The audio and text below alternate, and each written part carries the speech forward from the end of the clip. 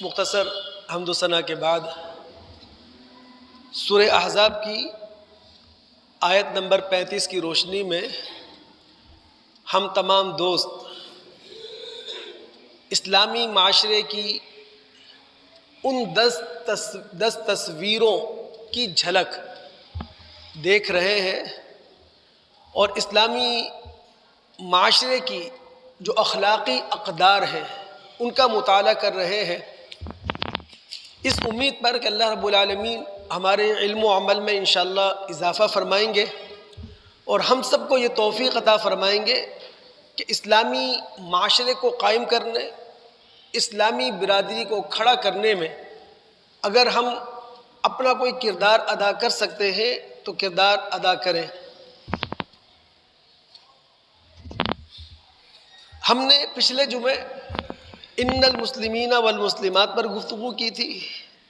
آج کی اس نشست میں ہم والمؤمنین والمؤمنات یعنی مومن اور مومنوں کے معاشرے کو تلاش کریں گے۔ اچھا، اس آیت کا پس منظر بھی میں نے آپ کے سامنے رکھا تھا۔ سیاق و سباق میں اللہ رب العالمین ہم مسلمانوں کو یہی بات سمجھا رہے ہیں، اگر ہم نے سورہ احزاب کی آیت نمبر 35 میں جو اعلیٰ تر اقدار اللہ تعالی نے بیان کی ہیں ان کو اپنا لیتے ہیں تو مسلم معاشرہ، مسلم سوسائٹی ایک قلعے کی مانند ہوگی، اور پھر اس اسلام کے قلعے پر کوئی غیر حملہ نہیں کر سکتا، کوئی ہمارے نظریے کو بگاڑ نہیں سکتا، ہماری سوچ اور ہماری فکر کو کوئی پراگندہ نہیں کر سکتا۔ دوستو،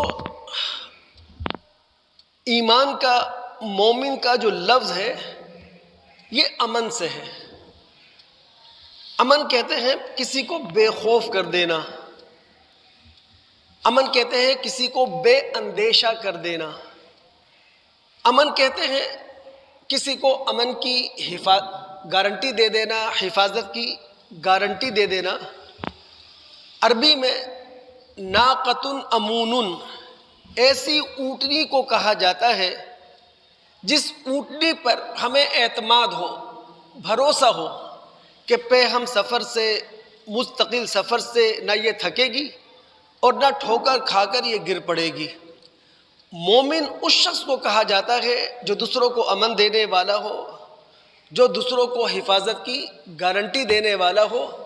خود ہمارے نبی محمد الرسول اللہ صلی اللہ علیہ وسلم نے مومن کی تعریف کرتے ہوئے کہا تھا، المؤمن من امینہ الناس علی دمائہم و اموالہم، کہ مومن وہ ہے کہ دیگر لوگ، دوسرے لوگ اس کی طرف سے محفوظ ہوں اپنے جانوں کے معاملوں میں اور اپنی مالوں کے معاملے میں۔ دوستو، میں سورہ توبہ کی آیت نمبر 71 اور 72 کی روشنی میں اسلامی معاشرے کی ایک جھلک آپ کے سامنے رکھ رہا ہوں، اسلامی معاشرے کی ایک تصویر آپ کے سامنے رکھ رہا ہوں کہ مومنوں کا معاشرہ ہوتا کیسے ہے۔ یاد رکھیے، اللہ رب العالمین نے سورہ توبہ کی آیت نمبر 71 اور 72 میں مومنانہ سوسائٹی کی جو تصویر ہمارے سامنے رکھی ہے، یہ وہ مومنانہ سوسائٹی نہیں ہے کہ جہاں مقدس ہستیوں کے ناموں سے مشرکانہ نعرے لگتے ہیں یا مقدس ہستیوں کے ناموں سے غلو ہوتا ہے، بلکہ یہ وہ مومنانہ سوسائٹی ہے جس کا تعارف ہمارے خدا نے ہمارے سامنے رکھا ہے، اور حدیثوں کے اندر محمد الرسول صلی اللہ علیہ وسلم نے اسی سوسائٹی کی وضاحت کی ہے۔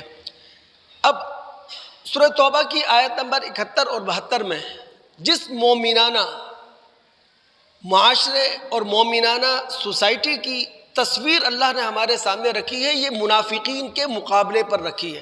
یعنی پیچھے ذکر ہوا ہے منافقین کی سوسائٹی کا، اس کے بعد اللہ رب العالمین مومنوں کی سوسائٹی کے بارے میں گفتگو کر رہے ہیں۔ اللہ کیا کہتے ہیں؟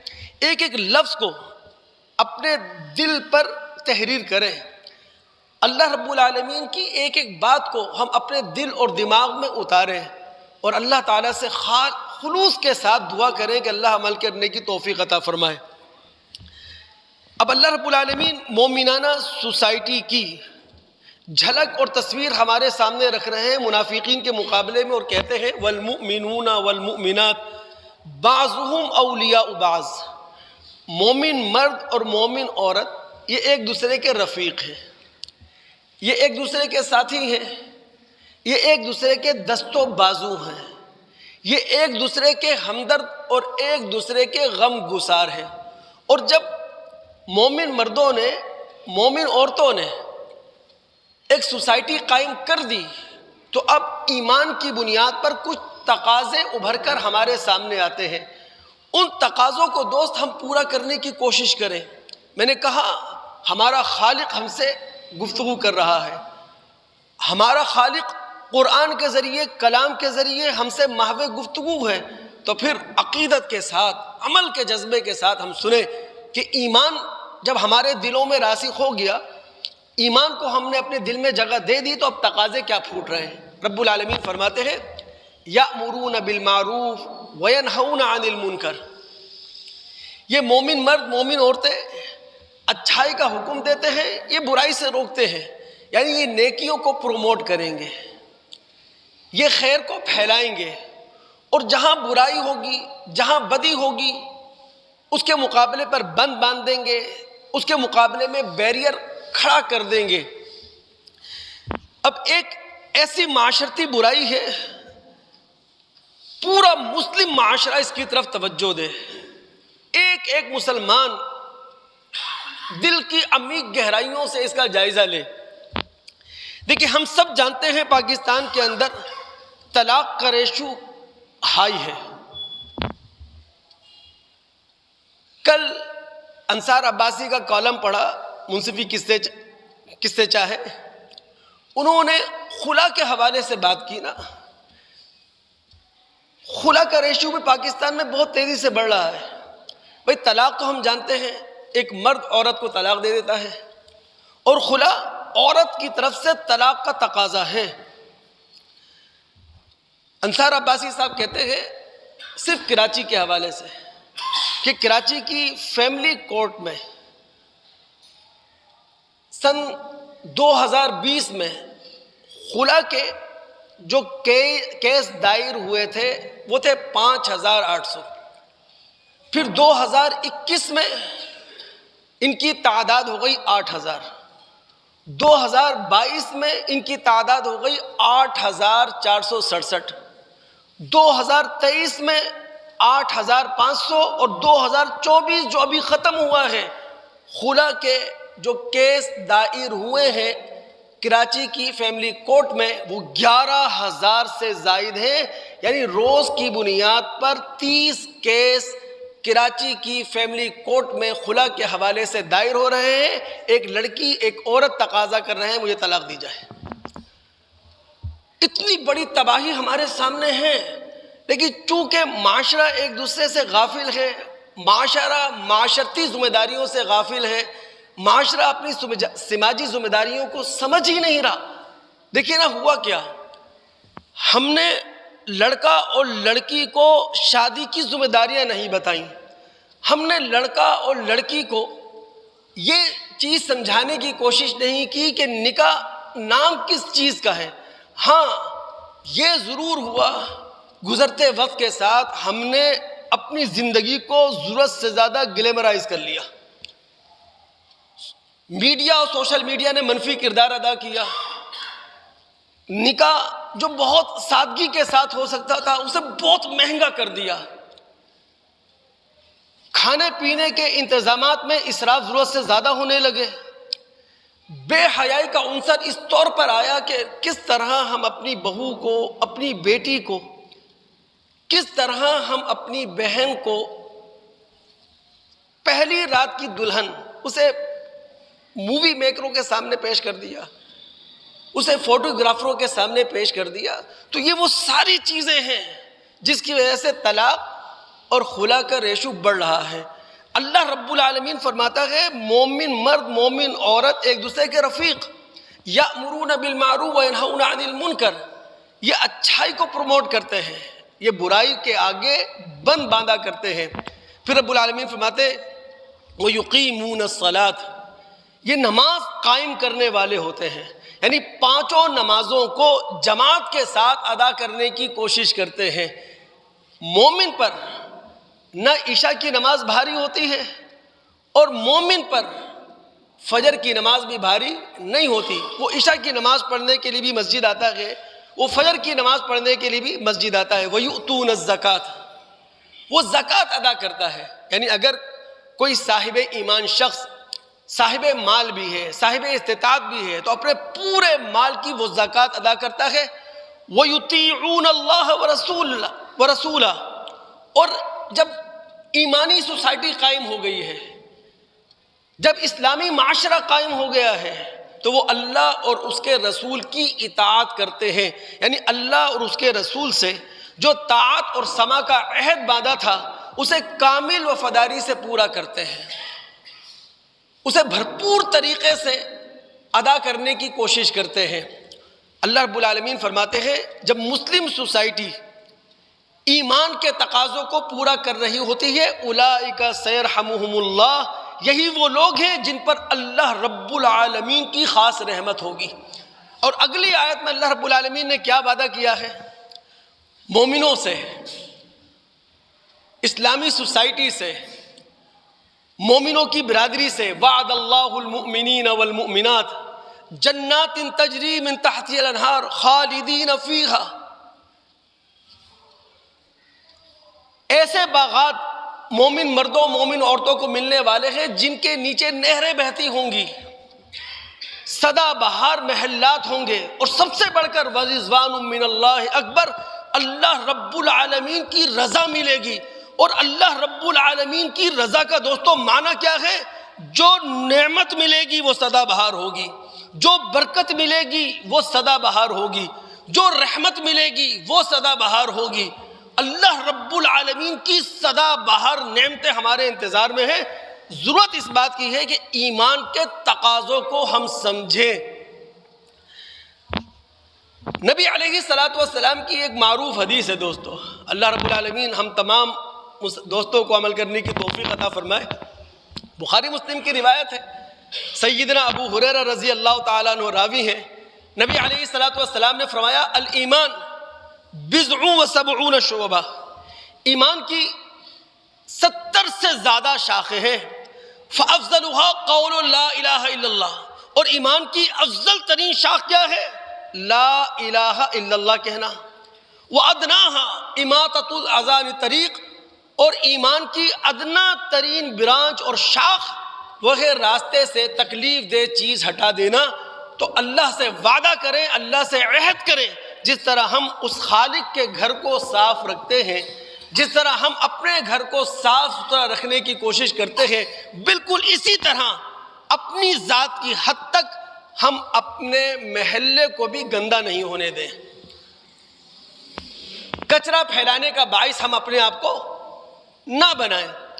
نبی علیہ السلام کی ایک روایت ہے مسند احمد میں، معاذ بن جبل رضی اللہ تعالیٰ عنہ اس روایت کے راوی ہیں، انہوں نے نبی علیہ السلام سے پوچھا عن افضل الایمان، اللہ کے رسول یہ بتائیے افضل ترین ایمان کیا ہے؟ تو نبی علیہ السلام دوستو افضل ترین ایمان بتا رہے ہیں۔ اب ہم میں سے کون سا دوست ہوگا اور کون سا کلمہ گو شخص ہوگا جو یہ نہیں چاہے گا کہ افضل ترین ایمان اسے مل جائے؟ جب اس نے نبی علیہ السلام سے افضل ترین ایمان کے بارے میں پوچھا تو آپ صلی اللہ علیہ وسلم نے فرمایا ان تحب للہ وتبغض للہ وتعمل لسانک فی ذکر اللہ، محبت کرو اللہ کے لیے، یعنی اپنے مفاد کے لیے نہیں، کسی سے بھی محبت ہو اللہ رب العالمین کے لیے ہو، کسی سے بھی ناراضگی ہو تو اپنے مفاد کے لیے نہیں، اللہ رب العالمین کے لیے ناراضگی ہو۔ اور اپنی زبان سے جب بھی کام لو، اپنی زبان کو جب بھی استعمال کرو اللہ کے ذکر میں استعمال کرو، یعنی جو بات ہماری زبان سے نکلے وہ تعمیری ہونا چاہیے۔ ہماری زبان سے جو بات نکلے اس کے اندر خیر ہونا چاہیے۔ معاذ بن جبل رضی اللہ تعالی عنہ علم کے متلاشی تھے، نیکیوں کے متلاشی تھے. صرف اسی پر اکتفا نہیں کیا, پھر آگے کہنے لگے رسول وماذا, کچھ اور باتیں بھی بتا دیجئے. تو پھر نبی علیہ الصلوۃ والسلام نے فرمایا کہ اگر تم افضل ایمان کی تلاش میں ہو تو پھر ایک کام اور کرو, ان تحب للناس ما تحب لنفسک وتکرہ لهم ما تکرہ لنفسک. تم اپنے لیے جو چیز پسند کرتے ہو دوسروں کے لیے بھی وہی پسند کرو. تم اپنے لیے جس چیز کو ناپسندیدگی کی نگاہ سے دیکھتے ہو دوسروں کے لیے بھی اس چیز کو ناپسندیدگی کی نگاہ سے دیکھو. یہ ہے مومنانہ معاشرہ, یہ ہے ہماری مومنانہ ذمہ داری. مسئلہ صرف اتنا سا ہے دوست, اخلاقیات کی طرف توجہ بہت کم ہے, اعلیٰ تر اقدار کی طرف توجہ کم ہے. اگر محمد الرسول اللہ صلی اللہ علیہ وسلم کی پوری زندگی کو آپ اٹھا لیں, اللہ کی قسم اسلام اگر پھیلا ہے, لوگوں کے دلوں میں اسلام نے جگہ بنائی ہے, وہ آپ کے اخلاق سے, آپ کی تلوار سے ڈر کر نہیں. آپ کا اخلاق, آپ کا کردار, آپ کی سیرت, اس پر بات بہت کم ہوتی ہے, جس کی وجہ سے شاید ہم اسلامی کردار کو نہیں سمجھ سکے, ہم مومنانہ کردار کو نہیں سمجھ سکے. اب جتنے بھی ہم مومن یہاں بیٹھے ہیں, ہم مسلمان ہیں ماشاءاللہ, یہ اللہ رب العالمین کا انعام ہے, یہ اللہ رب العالمین کا احسان ہے. یعنی ہم اگر ایمان کو اپنے دل میں جگہ دے چکے ہیں تو یہ رب العالمین کی توفیق ہے, نہ کہ نعوذ باللہ ہمارا رب العالمین پر احسان ہے. یہ منفی سوچ اللہ رب العالمین نے اس کی قطعی نفی کی ہے. ہم مطالعہ کرتے ہیں سورہ حجرات, اس کی آیات 14 تا 18. نبی علیہ الصلوۃ والسلام اس زمانے میں عرب کے اندر ایک سیاسی طاقت پیدا کر چکے ہیں, ایک سیاسی طاقت کے حوالے سے معروف ہو چکے ہیں. تو بہت سارے عرب قبائل تھے جو اسلام کی سیاسی طاقت سے مغلوب ہو کر, اسلام کی سیاسی طاقت سے مرعوب ہو کر دائرہ اسلام میں آ گئے تھے. لیکن بسا اوقات وہ نبی علیہ الصلوۃ والسلام کے پاس آ کر یہ جتاتے تھے, اے محمد صلی اللہ علیہ وسلم, دیگر لوگ آپ سے لڑ کر مسلمان ہوئے ہیں, ہم لڑے بھیڑے بغیر مسلمان ہوئے ہیں. تو قرآن نے کہا یہ دیہاتی آپ کے پاس آتے ہیں اور بڑے احسان کے انداز میں کہتے ہیں کہ جناب آمنا, ہم لڑے بھیڑے ایمان لے کر آئے ہیں, مومن ہیں. اے رسول ان سے کہہ دیجئے تم مومن نہیں ہو, اس لیے کہ ابھی ایمان کے بیج نے تمہارے دل میں جگہ نہیں پکڑی ہے, ابھی ایمان کی جڑ تمہارے دل کے اندر اپنی جگہ نہیں بنا سکی ہے. ابھی تمہارا اسلام اور تمہارا ایمان وہ زبان کی حد تک ہے. اور پھر اللہ رب العالمین نے اگلی آیت میں مومن کی تعریف کی ہے, مسلم معاشرے کی تعریف کی ہے. ایک ایک لفظ پر قربان جائیں, آپ کی خالق کا لفظ ہے, عمل کے جذبے سے سنیں. اللہ نے کیا کہا, انما المؤمنون الذین آمنوا باللہ ورسولہ. اللہ کی نگاہ میں, اللہ کے نزدیک مومن وہ ہے جو اللہ اور اس کے رسول پر سچے دل سے ایمان لے کر آ گیا. یعنی ہر ایمان کا دعویٰ کرنے والا اللہ کی نگاہ میں مومن نہیں ہے. اللہ کی نگاہ میں مومن وہ ہے جو اللہ اور اس کے رسول پر سچے دل سے ایمان لے کر آیا, ثم لم یرتابوا, پھر کوئی شک اس میں نہیں رکھا, کوئی شبہ اس کے اندر باقی نہیں رکھا, اپنے ایمان کے اندر وہ تذبذب کا شکار نہ ہوا. وجاہدوا باموالہم وانفسہم فی سبیل اللہ, اللہ کے راستے میں اپنے مال سے بھی جہاد کیا, اپنی جان سے بھی جہاد کیا. یعنی اسلام اور ایمان کی تائید میں, اسلام اور ایمان کی تقویت میں اگر مال خرچ کرنے کا موقع آیا مال لٹا دیا, اور اگر اسلام اور ایمان کی تائید اور تقویت کے لیے کبھی جان کی بازی کھیلنا پڑی, جان کی بازی بھی کھیل گئے. اللہ نے ایسے لوگوں کے بارے میں کہا اولئک هم الصادقون, یہ لوگ اپنے دعوی ایمان میں سچے ہیں. اور پھر وہ لوگ جو اپنے ایمان کا احسان رسول پر رکھتے ہیں، اللہ پہ رکھتے ہیں، ان کے بارے میں کہا کہ رسول ان سے کہہ دیجئے لا تمنوا علی ایمانکم، اپنے ایمان کا احسان مجھ پہ نہ رکھو، بل اللہ یمن علیکم ان ہداکم، بلکہ اللہ کا احسان ہے تم پر، اللہ کا انعام ہے تم پر کہ اللہ رب العالمین نے تمہیں توفیق دی، تم ہدایت کے راستے پر چل پڑے۔ تو دوستو، اللہ رب العالمین کا انعام ہے یہ، اس کی قدر کریں۔ ہمارے پاس ایمان ہے، یہ کلمہ جو ہماری زبانوں سے نکلا، یہ کلمہ جو آج ہمارے دل کی تختی پر تحریر ہے، یہ اللہ رب العالمین کی امانت ہے، اس کی قدر کریں۔ اللہ رب العالمین قدر کرنے کی توفیق عطا فرمائے۔ یہی وجہ ہے وہ بخاری مسلم کی جو معروف روایت ہے، جس کے روایت راوی انس رضی اللہ تعالیٰ عنہ ہے، نبی علیہ الصلوۃ والسلام نے کیا کہا تھا؟ لا یؤمن احدکم، بہت توجہ چاہیے ہے، چونکہ رسول سے عقیدت کا حوالہ ہر شخص دیا کرتا ہے، رسول کی رسالت کے حوالے سے ہر شخص مر مٹنے کی باتیں کرتا ہے، جذباتی نعرے ہر زبان پر ہیں، رسول اللہ کی عقیدت کا جذبہ ہر دل کے اندر موجود ہے، لیکن رسول نے کیا کہا ہے وہ بات توجہ سنیے۔ رسول نے کیا کہا تھا؟ لا یؤمن احدکم حتی اکون احب الیہ من والدہ وولدہ والناس اجمعین، تم میں سے کوئی شخص قرآن کا مطلوب مومن ہو نہیں سکتا جب تک کہ مجھ سے سب سے زیادہ محبت نہ کرے، اپنے ماں باپ سے زیادہ محبت، اپنی آل اولاد سے زیادہ محبت، دنیا کے تمام انسانوں سے بڑھ کر رسول سے محبت، تب ایمان کامل ہوا کرتا ہے، تب ایمان قرآن کا مطلوب ایمان ہوا کرتا ہے۔ دوستو یہاں بات سمجھ لیں، یہ جو ایمانی کردار ہے، ایمانی اخلاق ہے، ایمانی اقدار ہے، یہ کیا چیز ہے؟ دیکھیں، دو طرح کی محبتیں ہوتی ہیں، ایک ہے فطری محبت اور دوسری ہے اصولی محبت۔ فطری محبت جو ماں باپ سے ہوتی ہے، بہن بھائیوں سے ہوتی ہے، رشتہ داروں سے ہوتی ہے۔ اصولی محبت جو خدا سے ہوتی ہے، رسول سے ہوتی ہے، رسول کے دین کے ساتھ ہوتی ہے۔ مذہب کی تعلیم یہ ہے، فطری محبت کے تقاضوں کو بھی ادا کرو، اصولی محبت کے تقاضوں کو بھی پورا کرو، لیکن کبھی ایسا ہو جاتا ہے فطری محبت اور اصولی محبت کے تقاضے آپس میں ٹکرا جاتے ہیں، تو پھر ہمارا مذہب ہم سے کہتا ہے کہ اب فطری محبت کو ایک طرف رکھو، اصولی محبت کو ترجیح دو۔ اب ہمارے ہاں جتنی کرپشن ہے، کیوں؟ چونکہ لوگ فطری محبت کے ساتھ کھڑے ہیں، اصولی محبت کے ساتھ نہیں ہیں۔ جتنی لوٹ مار ہے، اس لیے کہ لوگ فطری محبت کو تحفظ دے رہے ہیں، اصولی محبت خدا اور رسول کو آنکھیں دکھا رہے ہیں۔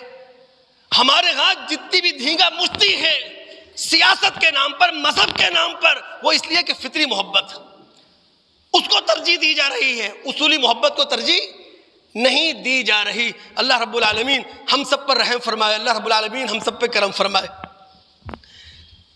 ہم مومنانہ معاشرے کی بات کر رہے ہیں نا، ہم مومنانہ نظم زندگی کی بات کر رہے ہیں، ہم مومنانہ سماج کی بات کر رہے ہیں۔ دوستو، جب اسلامی سوسائٹی کی ہم بات کریں، جب اسلامی برادری کی ہم بات کریں، جب مومنانہ سوسائٹی کی ہم بات کریں، تو کچھ ذمہ داریاں ہیں ہماری، کچھ رسپانسبلٹی ہے ہماری۔ اگر وہ ذمہ داریاں ادا کریں گے تو آپ کا معاشرہ اسلامی معاشرہ ہوگا، آپ کی برادری مومنانہ برادری ہوگی۔ اور اگر اس ذمہ داری کا احساس نہیں کریں گے تو ظاہر ہے جن حالات سے آج گزر رہے ہیں، ہو سکتا ہے آنے والے دنوں میں اس سے مزید سخت حالات کا ہمیں سامنا کرنا پڑے۔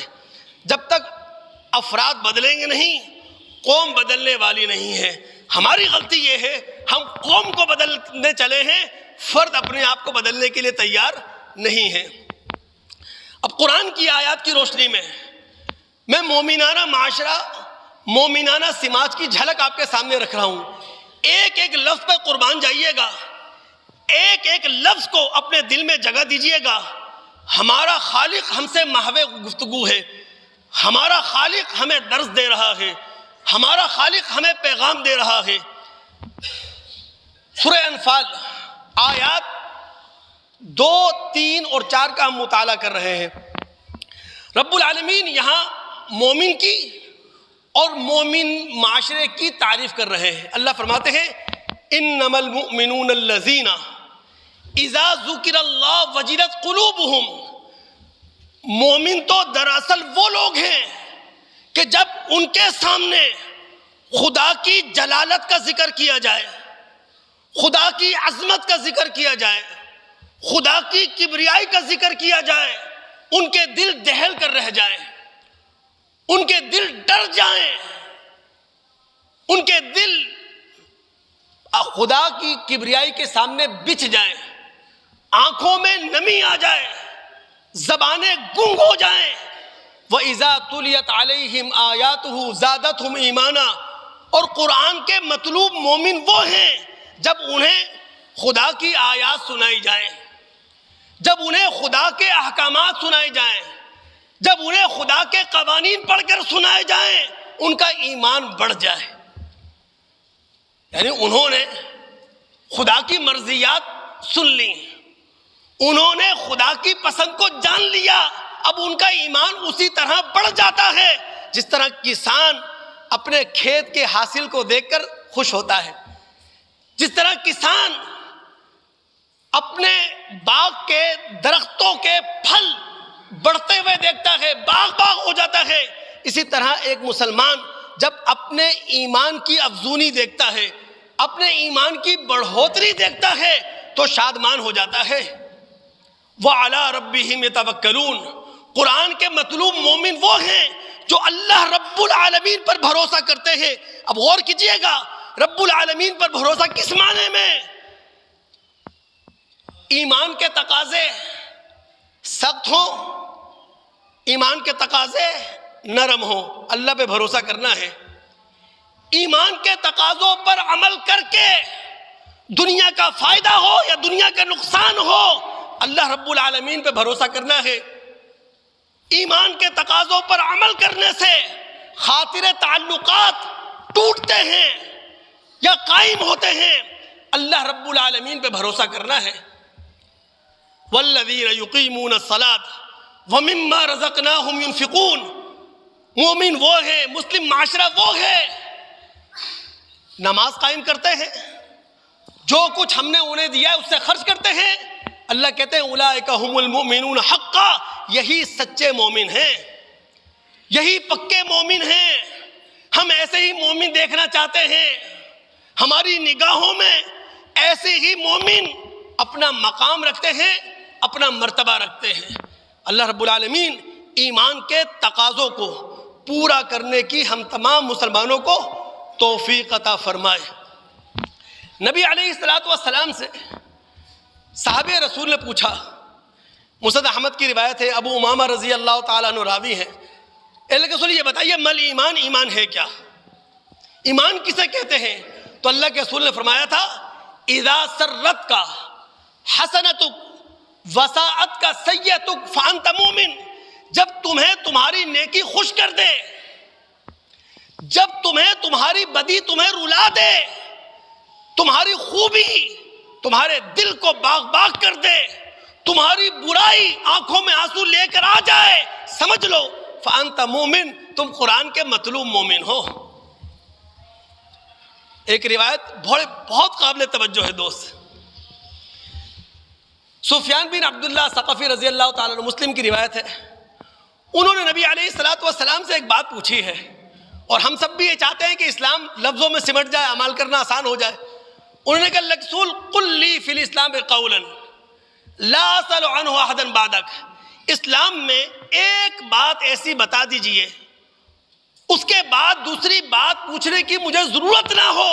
تو پھر ہمارے نبی محمد الرسول نے کیا فرمایا تھا, قل آمنت باللہ ثم استقم. اے سفیان کہو میں اللہ پر ایمان لایا, ثم استقم, پھر اس پر قائم ہو جاؤ. ایمان کا زبان سے کہہ دینا آسان ہے, عملی تقاضے یہ مشکل ہیں. خواہشات کی آندیاں اٹھیں گی دوست, جذبات کے طوفان آئیں گے, مفادات کے سونامی اٹھیں گے, اور اس موقع پر ایمان کے کھوٹے سے اپنے آپ کو باندھ کے رکھنا انتہائی مشکل کام ہے۔ رسول نے پوری زندگی کو، پوری مومنانہ زندگی کو لفظ میں سمیٹا، قل آمنت باللہ ثم استقیم، کہو میں اللہ پر ایمان لایا اور پھر اس پر قائم ہو جاؤ۔ دوستو، ہمارے نبی محمد الرسول اللہ صلی اللہ علیہ وسلم کا جو خواب تھا ریاست کے حوالے سے، وہ یہ کہ ایک ریاست ایسی ہو جو فلاحی ریاست ہو، جو ویلفیئر اسٹیٹ ہو۔ نبی علیہ الصلوۃ والسلام کا خواب یہ تھا، ایک عورت جوان ہو، زیورات سے لدی پدی ہو، دور دراز کے سفر کرے، نہ اس کے مال کا کوئی ڈاکو ہو اور نہ اس کی عزت کا کوئی ڈاکو ہو۔ یہ نبی علیہ الصلوۃ والسلام کا ایک ریاست کے حوالے سے خواب تھا، ویلفیئر اسٹیٹ۔ اور جہاں بھی ویلفیئر اسٹیٹ ہوگی، جہاں بھی رفاہی ریاست ہوگی، نہ وہاں قبائلی جھگڑے ہوں گے، نہ وہاں علاقائی تصادم ہوں گے، نہ وہاں فرقہ وارانہ کشیدگی ہوگی۔ اللہ کے نبی علیہ الصلوۃ والسلام سے پہلے کا عرب اٹھا کے تو دیکھیں، سینکڑوں نہیں ہزاروں قبائلی زندگی گزارنے والے، اتنی بھیانک زندگی، 8 مہینے لڑتے تھے، 4 مہینے حرمت والے تھے، اور یہ 4 مہینے حرمت کے بھی ابراہیم علیہ الصلوۃ والسلام کی وجہ سے مل گئے تھے۔ 3 حرمت والے مہینوں کا تعلق حج سے تھا، 1 حرمت والے مہینے کا تعلق عمرے سے تھا۔ 8 مہینے لڑنے والے لوگ، لیکن 23 سال کے اندر محمد الرسول اللہ صلی اللہ علیہ وسلم نے ان عربوں کو ایک جماعت بنا دیا، ایک گروہ بنا دیا۔ تو جہاں بھی رفاہی اسٹیٹ ہوگا وہاں لڑائیاں نہیں ہوں گی، لیکن جب کوئی سیکیورٹی اسٹیٹ ہو تو یہاں قبائلی لڑائیاں بھی ہوں گی، یہاں فرقہ وارانہ تصادم بھی ہوں گے، یہاں لسانی بنیادوں پر بھی لوگ ایک دوسرے سے گتم گتہ ہوں گے۔ تو نبی علیہ الصلوۃ والسلام کا جو خواب تھا وہ دوست، وہ تھا کہ ایک ویلفیئر اسٹیٹ ہو، ایک سوشل ویلفیئر سوشل اسٹیٹ ہو جو لوگوں کے مسائل کو حل کرے۔ اب گرم کی ایجنسی کی جو تحصیل ہے پارا چنار، اس میں جو کچھ ہوا یا ہو رہا ہے یہ فرسٹ ٹائم تھوڑی ہے۔ برٹش انڈیا کے دور میں چلے جائیں، برٹش انڈیا کے دور میں بھی پارا چنار میں فرقہ وارانہ لڑائیاں تھیں، شیعہ سنی کی، زمینی لڑائیاں بھی تھیں کہ یہ زمین کس کی ہے، یہ زمین کس کی نہیں ہے۔ آج تک وہ مسئلہ چلتا آ رہا ہے، 77 سال ہو گئے پاکستان بنے ہوئے، ریاست اپنی ریٹ قائم نہیں کر سکی۔ ریاست کی ذمہ داری ہے وہ پارا چنار میں بھی اپنی ریٹ قائم کرے، وہ کچے کے جنگلات میں بھی اپنی ریٹ قائم کرے، وہ بلوچستان کے مختلف اضلاع کے اندر بھی اپنی ریٹ قائم کرے۔ یہ ان کی ذمہ داری ہے، ہماری ذمہ داری نہیں ہے۔ لیکن ایک بات آگے بڑھتے ہوئے ضرور کہنا چاہوں گا دوست، شیعہ سنی مسئلے کی حل کی چابی جو ہے ہم سنیوں کے پاس نہیں ہے، شیعوں کے پاس ہے۔ مجھے اہل تشیع کے عقائد سے شدید اختلاف ہے، لیکن بہرحال وہ ہمارے بھائی ہیں، بہرحال وہ اسلامی کمیونٹی کا حصہ ہے، اسلامی سوسائٹی کا حصہ ہے، ان کے گھروں کی دیواریں ہمارے گھروں کے ساتھ ہیں، ان کی چھتیں ہماری چھتوں کے ساتھ ہیں۔ لیکن شیعہ سنی مسئلے کا حل، اس کی چابی اہل تشیع کے پاس ہے۔ بھئی اہل تشیع کی جتنی مقدس ہستیاں ہیں وہ ہمارے نزدیک بھی مقدس ہیں نا، فاطمہ رضی اللہ تعالیٰ عنہ ہے، علی رضی اللہ تعالیٰ عنہ ہیں، حسنین ہیں، یہ سب مقدس ہستیاں ان کی ہیں، یہ ساری مقدس ہستیاں ہماری بھی ہیں۔ لیکن مسئلہ اتنا سا ہے کہ ہم ان مقدس ہستیوں کو نہ خدا کی جگہ دے سکتے ہیں نہ رسول کی جگہ دے سکتے ہیں۔ کل بھی دین کی بنیاد خدا اور رسول تھا، آج بھی دین کی بنیاد خدا اور رسول ہے، قیامت تک دین کی بنیاد خدا اور رسول رہے گا۔ مسئلہ صرف اتنا سا ہے کہ ہم اہل سنت کی جو مقدس ہستیاں ہیں ان پر تبرہ پڑا جاتا ہے۔ کئی خلفائے راشدین کو غاصب کہہ دیتے ہیں آپ کے ذاکر، کہیں خلیفہ دوم عمر رضی اللہ تعالیٰ عنہ کو فاطمہ رضی اللہ تعالیٰ عنہ کا قاتل کہہ دیتے ہیں آپ لوگ، کہیں معاویہ رضی اللہ تعالیٰ عنہ پر تبرہ پڑا جاتا ہے، کہیں تمام صحابہ یا اکثر صحابہ کو دائرہ صحابیت سے آپ نکال دیا کرتے ہیں. آپ کا ذاکر جو چاہتا ہے کہہ دیتا ہے, آپ کا مرثیہ خواہ جو چاہتا ہے کہہ دیتا ہے. مسئلہ تو آپ کی طرف سے ہے نا, ہماری طرف سے کوئی مسئلہ نہیں ہے. جو مقدس ہستیاں آپ کی ہیں وہ ہمارے لیے بھی تقدس کا درجہ رکھتی ہیں, لیکن جو ہماری مقدس ہستیاں ہیں ان کے بارے میں آپ کی زبان بے لگام ہے. تو اس مسئلے کا حل آپ کے پاس ہے, ہمارے پاس نہیں ہے. بیٹھیں, آپ بات کریں. آپ کے عقائد سے ہمیں اختلاف ہے, ہمیں تو بہت سارے عقائد سے اختلاف ہے, لیکن مذہب کی تعلیم یہی ہے دوست, لڑا نہیں جاتا ہے, برداشت کیا جاتا ہے. تحمل اپنے اندر پیدا کریں, مختلف عقیدوں کو برداشت کرنا سیکھیں. یہ انسانیت ہمیں سکھاتی ہے اور ہمارا مذہب بھی ہمیں یہی تعلیم دیتا ہے. اور آج جمعے کے حوالے سے آخری بات کہنے لگا ہوں, بڑے مومنانہ جذبے سے سنیے گا, اللہ تعالیٰ عمل کرنے کی توفیق عطا فرمائے تمام مسلمانوں کو. مومنوں کی جماعت ہم تلاش کریں, کہاں تلاش کریں یہ سمجھ میں نہیں آتا. مومنوں کی جماعت ہم تلاش کہاں کریں؟ میں کچھ حقیقتیں ہیں جو یہاں دبا کر رکھتا ہوں, زبان پہ لا نہیں پاتا ہوں. حقیقتیں ہیں, لیکن بہرحال کچھ چیزیں ہیں جنہیں ایک وقت تھا کہ اس منبر پر ہم لسانی جماعت پر بات نہیں کر سکتے تھے. اب زمانہ بدلا ہے تو لسانی جماعت پر بات کر لی جاتی ہے. تو بہت ساری باتیں ہوتی ہیں جو دبا کے رکھی جاتی ہیں. وقت کا انتظار کیا جاتا, اچھے وقت کا انتظار کر رہا ہوں میں, وہ وقت آئے تو انشاءاللہ بہت ساری باتیں جو یہاں کبھی بھی ہے وہ میں باہر لا سکوں. تو مومنوں کی جماعت ہم تلاش کرتے ہیں, نظر نہیں آ رہی کہاں تلاش کریں. اب مومن ہیں کون اور مومنوں کی جماعت ہے کیا, یہ سمجھیے آپ. سورہ حجرات, جن دوستوں نے قرآن کا مطالعہ کر رکھا ہے وہ جانتے ہیں سورہ حجرات یہ معاشرتی صورت ہے. یعنی یہ پوری صورت اسلامی معاشرے کا تعارف ہمارے سامنے رکھ رہی ہے. اس صورت میں ہمیں بتایا گیا ہے اے وہ لوگوں جو ایمان کا دعویٰ کرتے ہو, اللہ اور اس کے رسول کے سامنے تمہاری زبانیں گنگ ہو جائیں. اللہ اور اس کے رسول کے احکامات کے سامنے اپنے آپ کو سرنڈر کر دو. اس صورت میں ہم سے کہا گیا ہے اے مسلمانوں, اے مومنوں, ایک دوسرے کا مذاق نہ اڑاؤ, ایک دوسرے کی غیبت نہ کرو, ایک دوسرے سے بدگمانی نہ رکھو, ایک دوسرے کی جاسوسی نہ کرو, ایک دوسرے پر طعن نہ کرو, ایک دوسرے کے برے القابات سے نہ پکارو. یہی ہے نا صورت. اس کی آیت نمبر 10 میں کہا گیا ہے انما المؤمنون اخوہ فاصلحوا بین اخویکم. ہمارا خالق کہہ رہا ہے, ہمارا مالک کہہ رہا ہے, دنیا کے 200 کروڑ مسلمان آپس میں بھائی ہیں.